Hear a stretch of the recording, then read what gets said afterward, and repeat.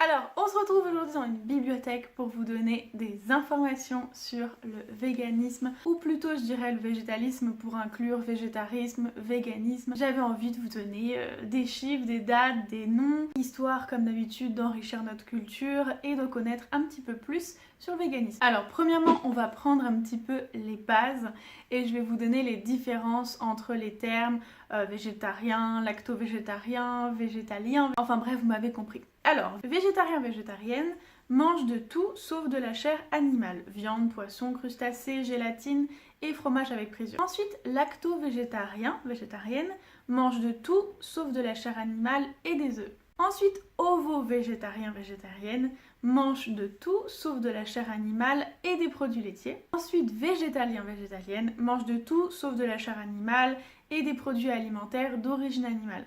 Donc du coup aussi le miel, le beurre. Vegan mange végétalien et essaie d'éviter autant que possible les produits d'origine animale dans les autres domaines de la vie quotidienne.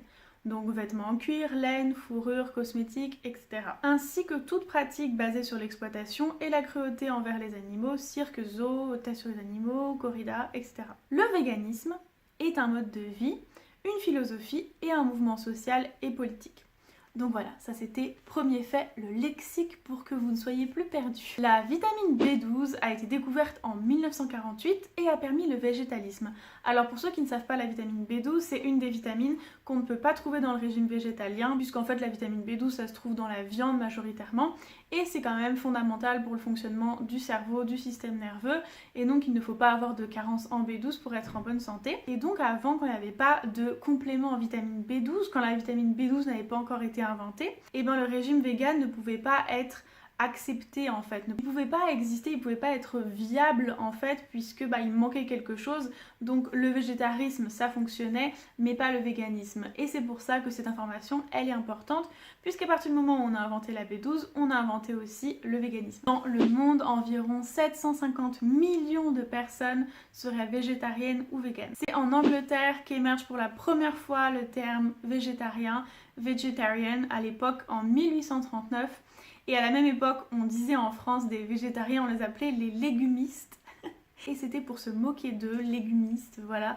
Donc la mentalité française déjà à l'époque était très bien. Léonard de Vinci, Einstein, Gandhi, Bouddha, Pythagore, Newton, Épicure étaient véganes. L'Inde connaît le taux de consommation de viande le plus faible du monde, avec seulement 3,2 kg par an et par habitant, contrairement à 125,4 kg par habitant par an aux États-Unis et 88,7 kg par habitant et par an en France. La tradition végane remonte au Xe siècle dans la religion du jaïnisme en Inde. Donc c'est une religion qui met beaucoup d'emphase sur la compassion et qui dit toutes les vies sont interdépendantes et donc se doivent un mutuel respect, une mutuelle assistance. Donc ils préféraient ne pas manger de produits d'origine animale et il y a encore une dizaine de millions aujourd'hui dans le monde de jaïnistes. En 1944 naît la première association végane, la Vegan Society. Et en 1979, la Vegan Society se met d'accord et définit le terme de vegan.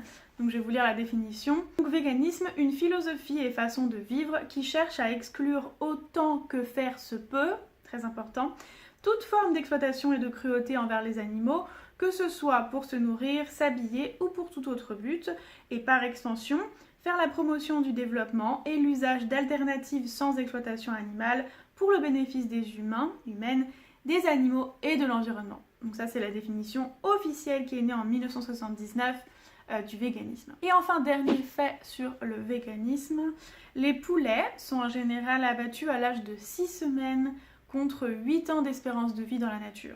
Les agneaux entre 1 et 8 mois contre 13 ans d'espérance de vie dans la nature.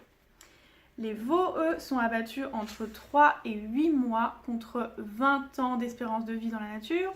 Les cochons 6 mois contre 15 ans d'espérance de vie.